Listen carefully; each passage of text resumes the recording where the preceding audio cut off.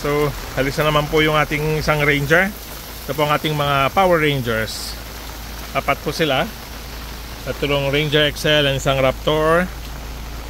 And then ito po, babalik na sa bundok. Ito po ang ating Ranger number 1 pagdating sa XL.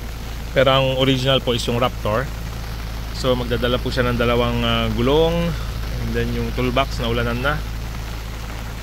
Okay.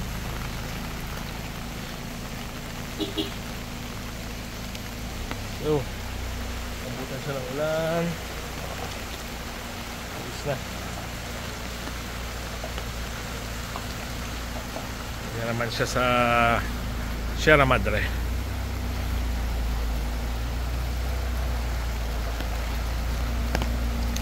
Napalitan po natin ng dalawang bago sa harap. Then, naantay natin siguro mga 1 to 2 more weeks. Okay pa yung likod. Then, palitan natin ng bagong dalawa na Bridgestone. Okay? Salamat po.